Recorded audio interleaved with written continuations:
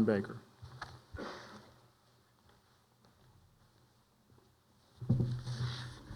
Thank you. It is indeed my pleasure to be here on behalf of Prince George's County for the homegoing service for James Doc Brooks. The theologian Albert Schweitzer once said, "I don't know what your destiny will be, but one thing I know, the only ones among you who will be really happy are those who have sought and found how to serve." That describes James Doc Brooks. Whether we are talking about the service to his country in the Navy, or whether we're talking about the service to Prince George's County and to the people of Maryland in the volunteer fire rescue. Our volunteer firefighters embody people committed to service, and James Doc Brooks was one of them. I appreciate them for putting their lives on the lines for us. You know this, and I do, that James was a hero. He was a man of valor, a man dedicated to serving others. From his time in the Navy or his work here in the county, Doc focused on protecting others is something I wish more people were committed to doing. I understand when Doc returned from the Navy, he became a volunteer firefighter with the Prince George's County Fire and EMS Department.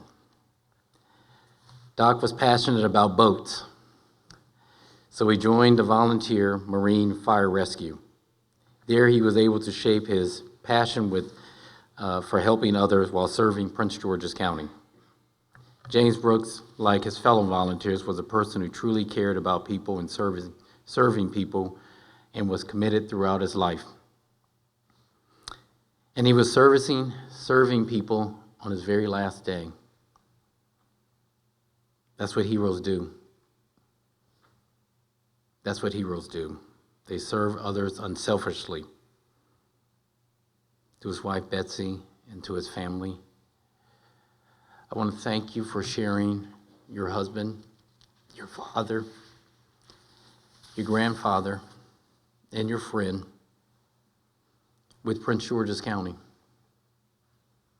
for sharing him with us so he could serve others. I want you to know that we will never forget his service, and we will never forget your service and your commitment to this county. So on behalf of a grateful county and a grateful state, we honor the memory of James Doc Brooks. Thank you.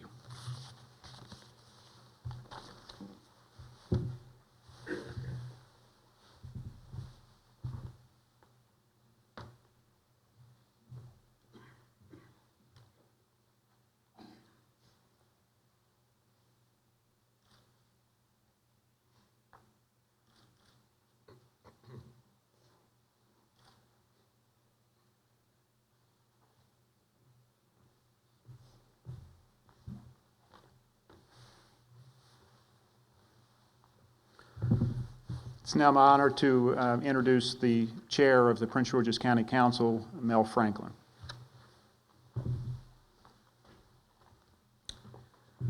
Good morning. I'm humbled to be here to extend condolences on behalf of the members of the Prince George's County Council. This morning, your county reaches its collective arms around you and to provide comfort and to show that we loved Doc, and we're going to all miss him. We don't take for granted the service and sacrifice and the risk to life that all of the members of the volunteer fire service, the entire public safety family commit to every single day on our behalf. We don't take it lightly. We cherish the character and the valor of those like Doc who have the character to rush towards danger when others are going the other direction. We know that Doc had a lifetime of service, from a decorated military officer to a decorated volunteer fire officer to a member of the board of the Camp Springs Civic Association.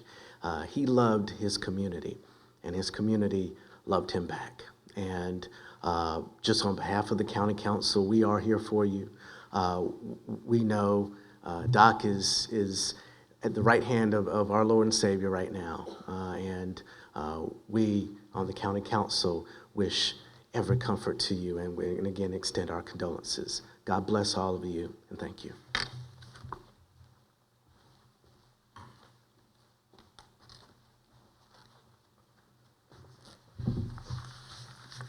This time it's my pleasure and honor to introduce to you the Chief of the Underwater Rescue and Marine Rescue, Chief Janet Demerit.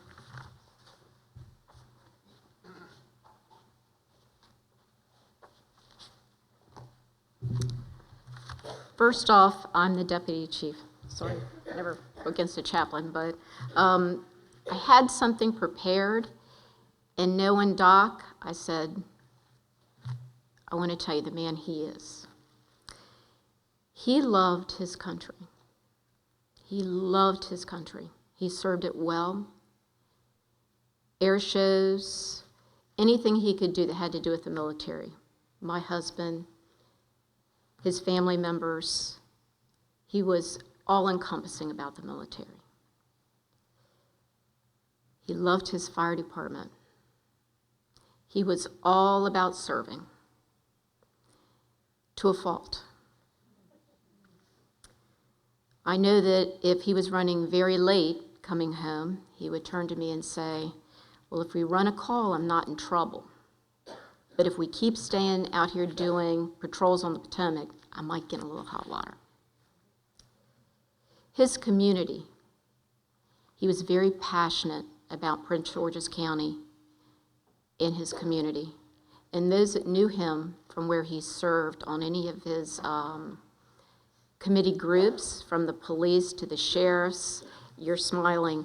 He was quite colorful, and they knew him because he always fought for the greater good and what he felt was right. And his family. Loved his family.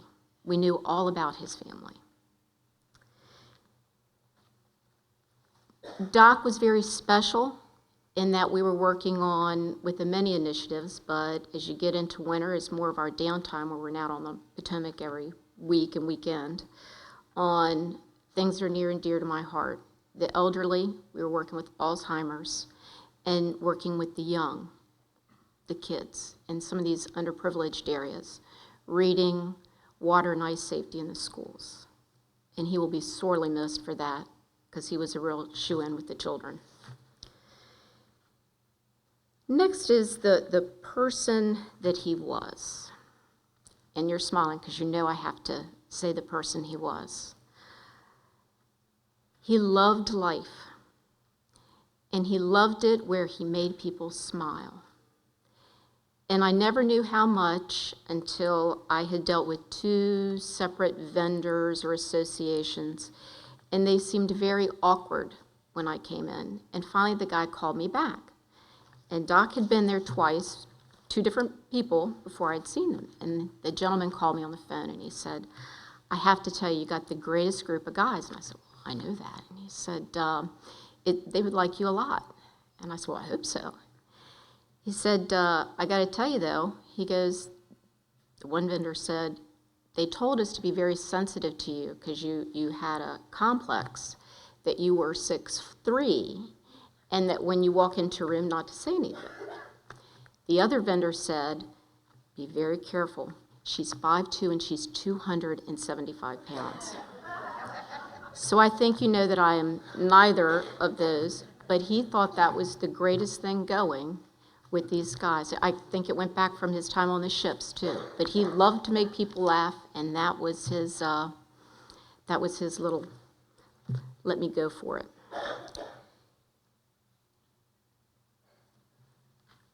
Bear with me just for a minute here. He had the biggest heart. I would get calls because they'd say, there's been a family, their boat ran out of gas or there was a bad storm, and they will all get sheltered at Station 57. He would be feeding them sodas. I'm sure the mothers appreciated that if the kids got spun up by the time they got home. cookies if we had them. Anybody that needed anything, that was him. He was part of our water safety group that patrolled the marina, dealt with the kayakers for alerting them that any inclement weather or storms coming in so they wouldn't go out and do tours, as well as stopping parents that were taking their boats out with children without PFDs on. He was everywhere. And now I move to family. We could not do what we do without your support.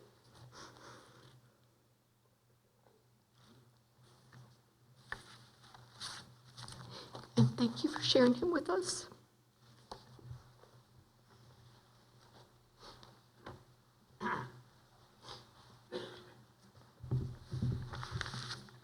I'd now like to call forth Chairman of the Prince George County Fire Commission, Mr. John Alter, who has some remarks to make. John?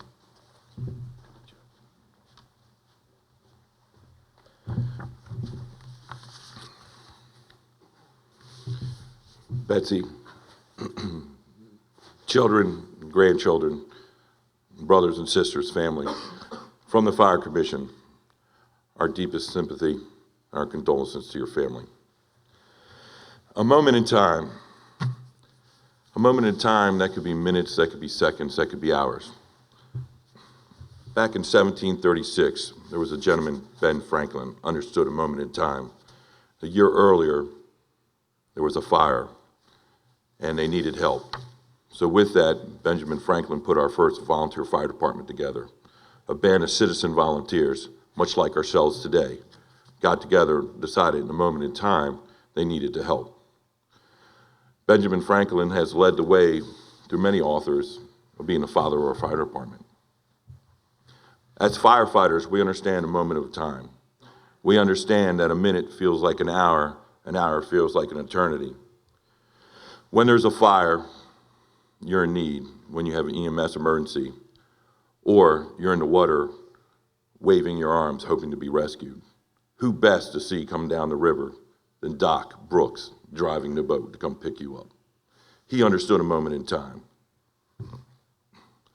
Doc had a lot of things with a moment in time in his training. As a chief officer for 20-some years, you have some folks that have some training, you have some folks that have a lot of training, and then you have that person that has all the training. That was Doc. He understood time. Doc was well-read in firefighting, EMS, every hazmat class that you could talk about back from the 80s. And at last, his love of life, anything to do with the water. So when I talked to Doc, he could speak about every realm of the firefighting with ease because he had all the training. He understood putting in the time. There are some people who give back and understand a moment of time they're giving back to folks. As a young commissioner on the Fire Commission, there's daunting tasks that we have of running the fire department or trying to help out each one of our fire stations in Prince George's County. There's many times we came into a wall. There's many times we would look at each other and say, we just can't go any farther. There's many times I felt like there was a black cloud on top of us raining on us. And as Janet said earlier, there was one person who could always make you laugh or make you go a little bit further. I've had a few people like that in my lifetime, and Doc was one. After the meetings, Doc would take that moment of time, and he would talk to me. Different angles, different way of doing things. Sometimes belabored, sometimes long. We'd have these conversations. But he would push me. He would push the commission. He would push the volunteers. And he always had another way of saying, try it this way. And when we had a roadblock, he would go and talk to the politicians. He would go sing our praises. He would let them know our plight. He would let them know who we were and what we were doing. And he wouldn't take no for an answer. I know that because he wouldn't take no from an answer from me. He'd come back and say, you have to keep going. Doc understood a moment of time, and he was willing to give that. That's something a lot of people never see from the back of the building when nobody's looking. Doc spent that moment of time of pushing us forward. He didn't have any rank in the commission. He didn't really have a dog in a lot of the fights, but he pushed me. He pushed the commissioners, and he came to these meetings, and he surely helped this young commissioner through my years on the commission. And I wish I had those moments of times back with him. To me, there's nothing greater than being on the fire department. It's a great profession. I've loved it my whole life, 30-some years. You meet some special people, and Doc was one of them. In closing, I could say in a moment in time, I can promise you, me and my comrades, the fellows that I'm with every day, the men and women from the Fire Commission, we will never forget this moment in time, and we will never forget his sacrifice as he sat down there when the weather was colder as it is today. When everybody else is bunkering down and hunkering down and trying to get next to the fire, he's down there making sure that the underwater rescue was ready to go and help if they needed to in that storm.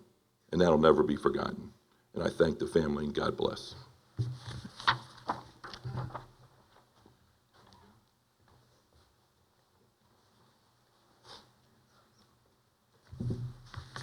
Time I would like to ask the president of the Prince George County Volunteer Fire and Rescue Association to come forward, Mr. Pete Mellons, who has some association remarks.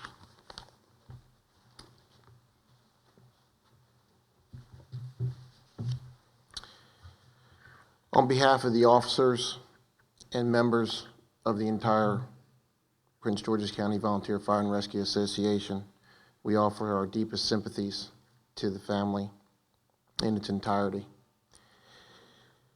James Doc Brooks fulfilled many requests of his community and his fire rescue family. Many things have been stated with respect to that so far, and I would only echo those to you. The group that will miss him the most is his Marine fire rescue family, greatly missing his contributions to meet the immediate needs of his company, the county, and the state. If there were two words that would describe Doc Brooks, ones that I would come up with would be dedication and commitment. Thank you for sharing him with the entire fire department, and especially his contributions to the entire volunteer association.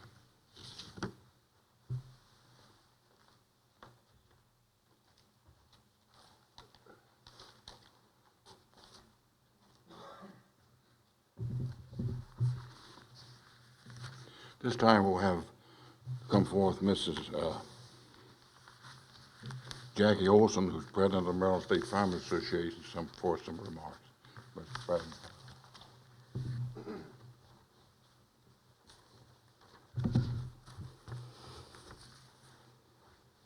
On behalf of the Maryland State Firemen's Association, its officers, past presidents, our members, and our members' company, we do send you our sincerest condolences on your loss.